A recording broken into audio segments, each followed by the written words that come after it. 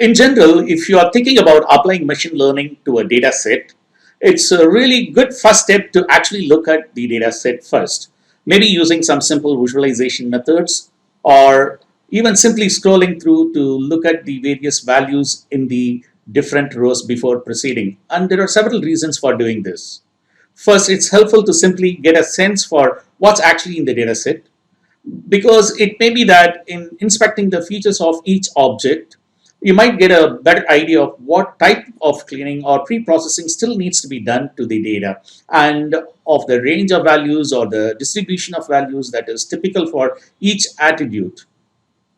This initial exploration can be especially valuable when you are dealing with complex objects like text that may be represented by many features that are extracted using a series of several pre-processing steps.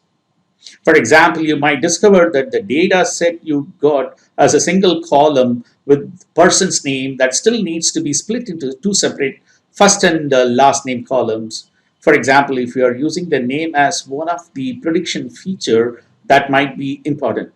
Second, you might notice missing or noisy data, or maybe some specific inconsistencies, just as the wrong data type being used for a column, incorrect or inconsistent units of measurement for a particular column, particular feature.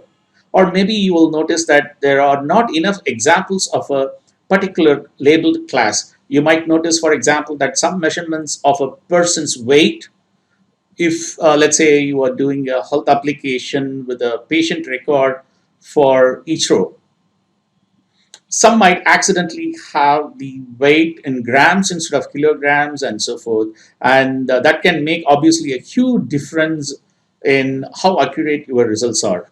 So inspecting and visualizing the data will help you detect and understand this potential source of noise or errors. And finally, it might turn out that for your data set, your problem is actually solvable without machine learning. Now, that this doesn't happen all the time, but if it does, you can save yourself considerable time by simply looking at what data exists in your data set. So one scenario, your data set might actually contain a feature of that is clearly a strong indicator of the label that you want. For example, if your goal was to predict whether a house location was in the New York City versus San Francisco based on attributes like its sales price or its elevation above sea level, how big its rooms are, and so forth. It could be that your data set might also include, let's say, a URL to a photo of the house, and that image might contain GPS coordinates to the house within its metadata. Or maybe the URL encodes location in a slightly non obvious but human recognizable way that you can pick out. And you solve your problem just by looking at the data. So, as I said, the scenario is not all that common, but it does happen. So, yeah, brief check of your data set could save you a lot of unnecessary work. Okay, so we'll make sure we have got a training set from our original set using train test split. And we'll do all our initial visualization and feature analysis on this training set. And we are only going to use the test set, actually evaluating the classifier once it is trained. This complete separation of training and test sets is very important, and we will go into more depth later about some specific reasons why it's important in a later class. So now that we have a training set selected, let's create some simple visualization to look at how the features in the objects in the training set, in our case, different fruits, relate to each other and to the labels. So with these visualizations, we get at least two major benefits.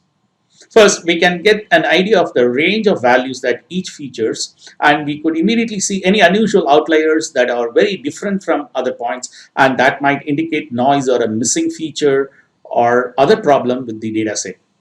And second, we may be able to get a better idea how likely it is that a machine learning algorithm could do well at predicting the different classes by seeing how well clustered and well separated the different types of objects are in feature space. So feature space refers to the representation of an object using specific features that are in certain columns of the data that we have. So for example, if the features for objects with the same label, for example, all the lemons have similar feature values, we should see a well-defined cluster appear in the visualization. While if the features for objects that have different labels tend to be quite different, we should see these well separated into visibly different areas of the plot. So having objects whose classes are well defined and well separated in the feature space is a good indication that suggests that classifier is likely to be able to predict the class label from the features with good accuracy. Now, the visualization techniques that we'll be showing here work well, have a small number of features, let's say less than. Later, when we cover unsupervised learning, you will learn how to create visualizations of data sets that use a very large number of feature dimensions, so hundreds or even thousands or millions to represent each object. But for now, the first visualization tool we'll use is called the feature path plot, and that's shown here. So this plot shows all possible pairs of features and produces a scatter plot for each pair, showing how the features are correlated to each other or not. Each point in the scatter plot represents a piece of fruit, colored according to the class it belongs to, and positioned using the parafeatures assigned. Along with the diagonal is the histogram showing the distribution of feature values for that features. So having objects whose classes are well defined and well separated in feature space is a good indication that suggests that classifier is likely to be able to predict the class label from the features with good accuracy. Now, the visualization techniques that we'll be showing here work well when you have a relatively small number of features, let's say less than 20. Later, when we cover unsupervised learning, you will learn how to create visualizations of data sets that use a very large number of feature dimensions, so hundreds or even thousands or millions to represent each object. But for now, the first visualization tool we'll use is called a feature pair plot, and that's shown here.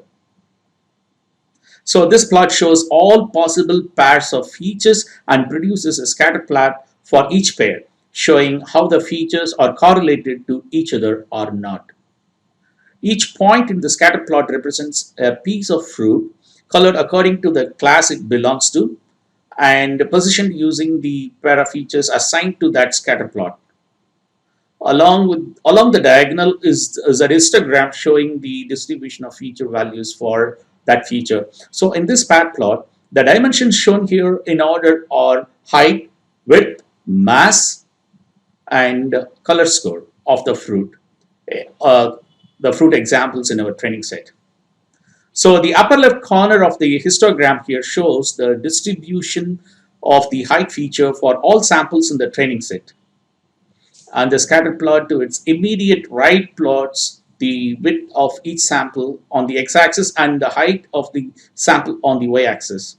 Just by looking at this pair plot, we can already see that some pairs of features like the height and color score in the top right corner here are good for separating out different classes of fruit. And this suggests that a classifier that was trained using those features could likely learn to classify the various fruit types reasonably well.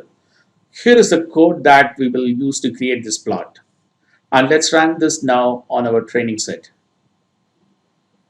Note that a pair plot like this does not show interactions between all features that might exist, just between pairs of them. So the plot itself may not show all the interesting relationships that do exist between the features, but it does give you a rough idea of some of the interactions that might exist. We can also look at features that use a subset of three features by creating a three-dimensional plot. And here is the code that we can use to do this.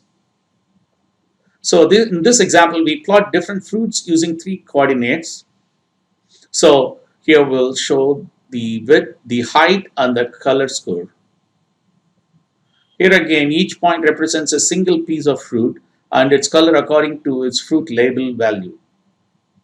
So in this 3D plot, you could actually rotate the plot along the various axes by holding down the mouse button and then kind of a trunk. And you can clearly see that the different fruit types are in pretty well defined clusters that are also well separated in feature space. So now that we have taken a look at the data, next we will look at the sample prediction task for this data set in a bit more detail.